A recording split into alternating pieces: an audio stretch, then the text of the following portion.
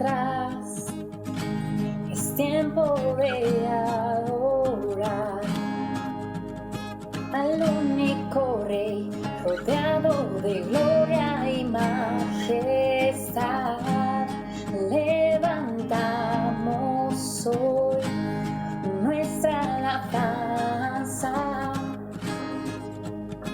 al Dios de los cielos, vestido de honor y autoridad. Y te adoraremos por siempre y siempre, y te alabaremos por tu fidelidad. Te exaltamos, poderoso, proclamamos tu grandeza y tu poder. Rey de reyes, omnipotente, castillo fuerte, nadie como tú, nadie como tú.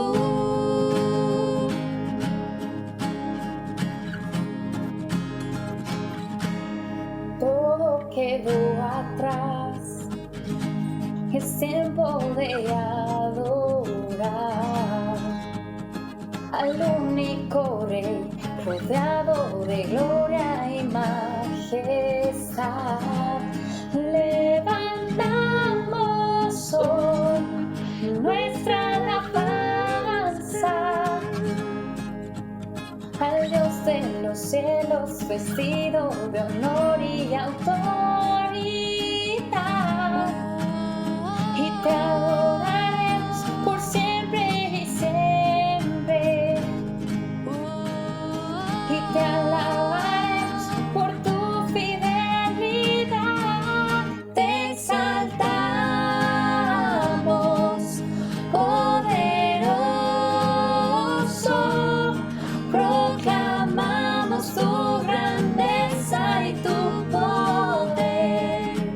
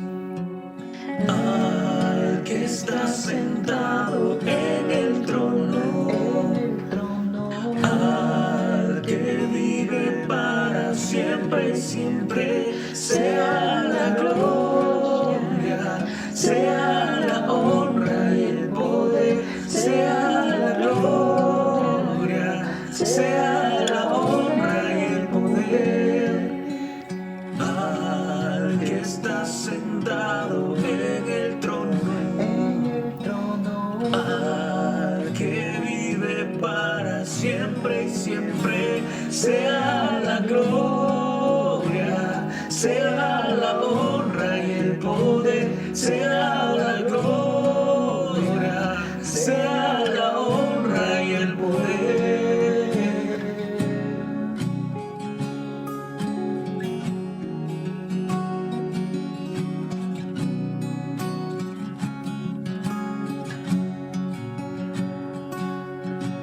Quiero conocerte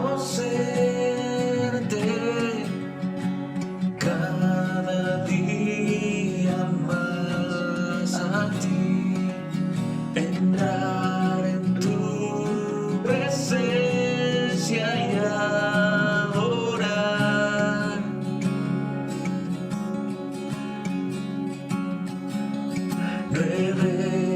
Revélanos tu gloria, deseamos ir mucho más en ti, queremos tu presencia,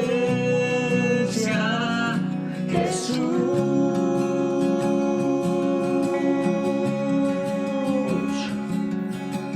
al que está sentado en el trono, al que vive para siempre y siempre, sea la gloria, sea la honra y el poder, sea la gloria, sea la honra y el poder, al que está sentado en el trono, al que vive para siempre y siempre, sea la gloria, sea la honra y el poder, sea la gloria, sea la honra y el poder, al que está sentado en el trono, al que vive para siempre y siempre, sea la gloria, sea la honra y el poder, sea la gloria, sea la honra y el poder.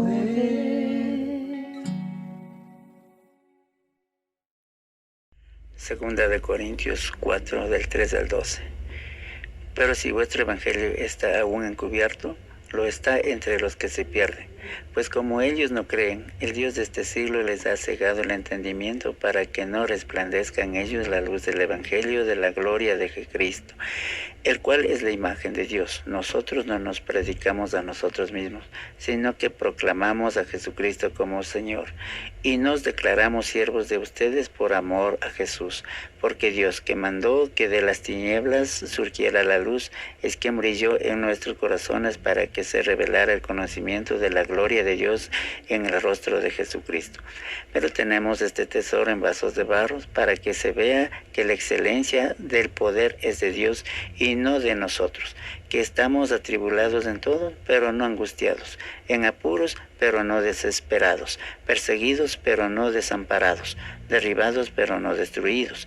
Siempre llevamos en el cuerpo y por todas partes la muerte de Jesús, para que también la vida de Jesús se manifieste en nosotros, porque nosotros, los que vivimos, siempre estamos entregados a la muerte por amor a Jesús, para que también la vida de Jesús se manifieste en nuestro cuerpo mortal, de manera que en nosotros actúe la muerte y en ustedes la vida.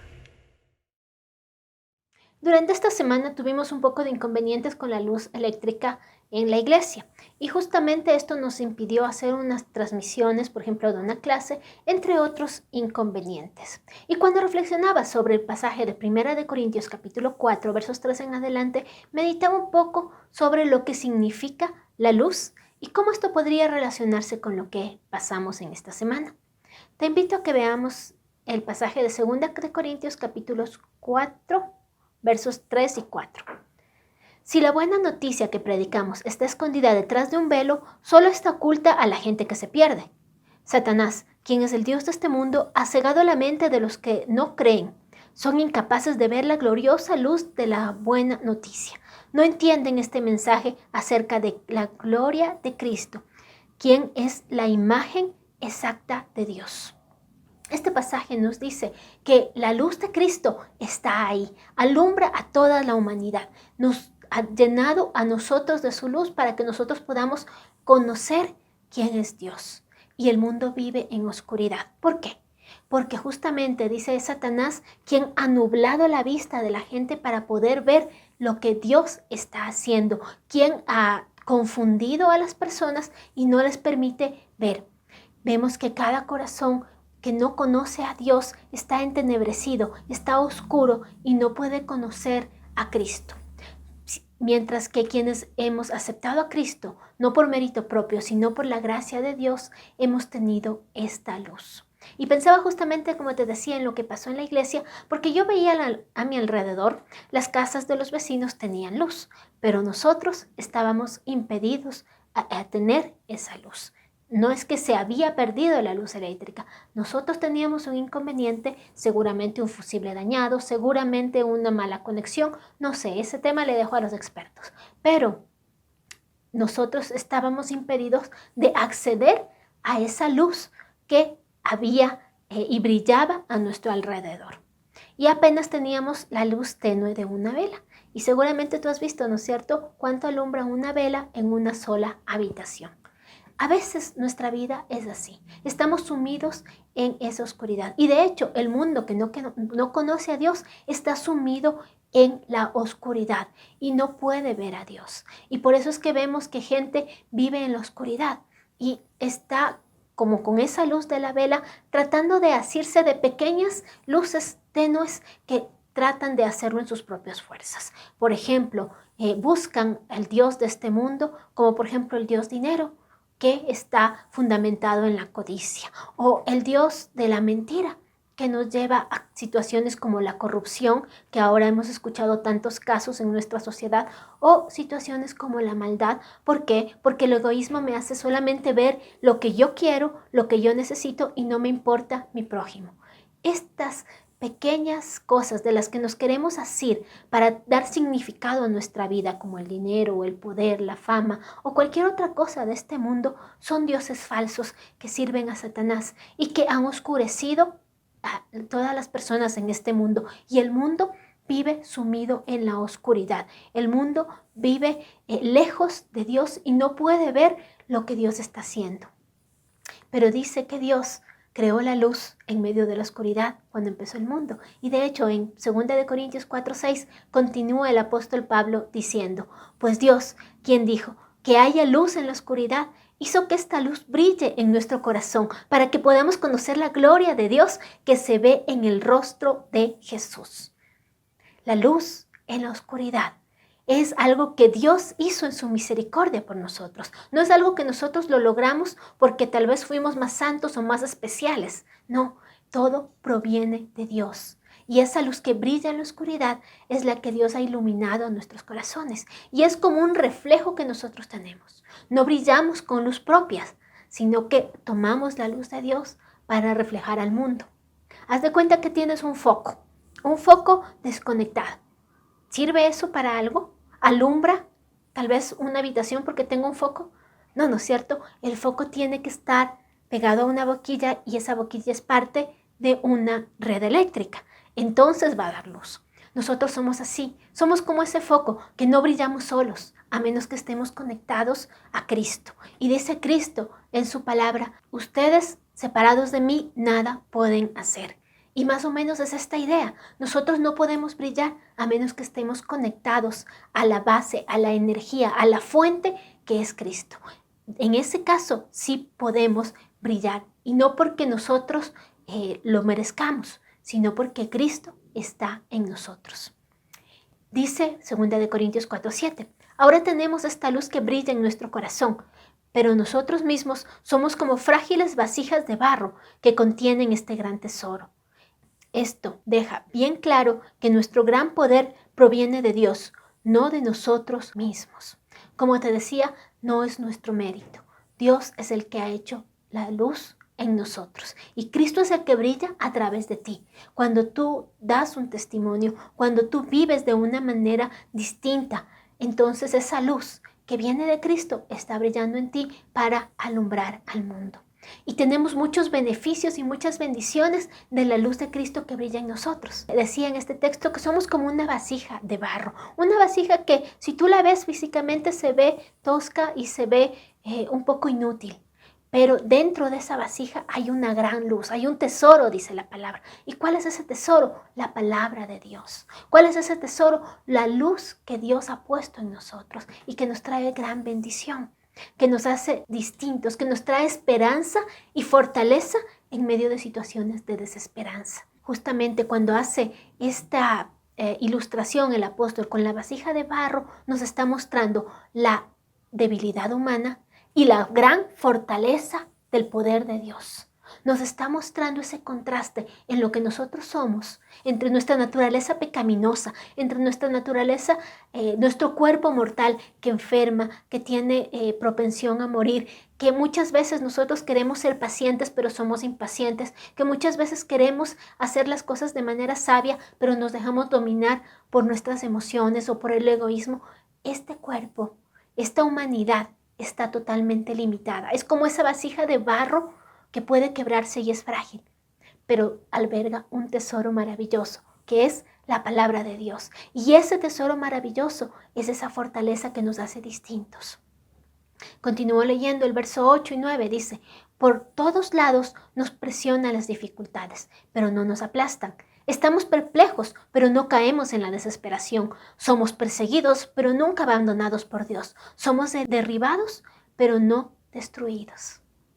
Cuánta bendición nosotros tenemos con la palabra de Dios, con el tesoro de la luz que viene de Dios hacia nosotros por medio de Cristo. Porque eso nos da esperanza. Porque como dice este texto, podemos estar pasando dificultades. Ahora mismo con esta pandemia hay gran cantidad de personas desempleadas, hay muchos problemas financieros, hay problemas de la salud, hay situaciones que nos presionan, ¿no es cierto? Pero de todos modos, aunque estemos presionados, dice acá esta palabra, las dificultades no nos aplastan. Aunque pasemos aflicción, no estamos totalmente desanimados. ¿Por qué? Porque podemos tener la certeza de que en medio de esa dificultad Dios tiene un propósito. Dice también, estamos perplejos, pero no desesperados. Y eso me recuerda de hace más o menos unos 2 o 3 años, cuando se nos cayó el muro frontal de la iglesia. Más o menos eso de las 4 de la mañana, mi esposo y yo estábamos durmiendo. Como ustedes saben, vivimos en el mismo terreno donde es la iglesia. Y entonces, de repente escuchamos un sonido estruendo. Y nos despertamos asustados, confusos, vimos por la ventana y entonces solamente vimos humo, un poco de polvo, la neblina y escombros sobre unos vehículos. Pensamos que tal vez un carro se estampó sobre el muro, pero nos dimos cuenta que no, que simplemente el muro cayó. Se dio a causa de las lluvias de los días pasados. Y ese desastre que vimos en ese momento nos desconcertó. Y perplejos creo que es la palabra apropiada que tuvimos en ese momento. Estábamos perplejos viendo la situación, pero luego pudimos agradecer a Dios porque no hubo pérdidas de personas, solamente pérdidas materiales. Y además, en ese momento recuerdo que vino a mi mente la idea de que ya era hora de cambiar ese muro, que deberíamos cambiarlo por un muro más amigable hacia la comunidad para que puedan ver hacia la iglesia. Es decir, aunque la dificultad me preocupó, aunque la situación me dejó perpleja, no estaba desesperada. Y muchas personas no entendían eso. Algunos sí se desesperaron, especialmente quienes estaban en el grupo de diáconos. Pero la confianza que tenemos en que Dios está trabajando nos hacía guardar la calma y no desesperar. Además, dice el apóstol Pablo, perseguidos, pero no abandonados por Dios. ¿Y quién más perseguido que él, que tuvo que enfrentar varias veces la posibilidad de morir, que tuvo que ser azotado y ser tan rechazado por anunciar a Cristo? Y él sabía y tenía la certeza de decir, Dios nunca me va a abandonar, aunque el mundo me abandone, aunque el mundo me haga daño y me quiera lastimar. Esa confianza tenemos los creyentes.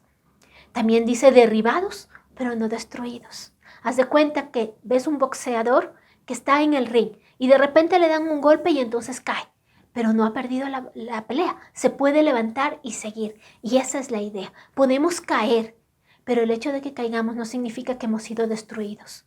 Tal vez incluso podemos caer en el pecado algún momento, pero tenemos la certeza de que podemos encontrar gracia, misericordia y restauración en Cristo.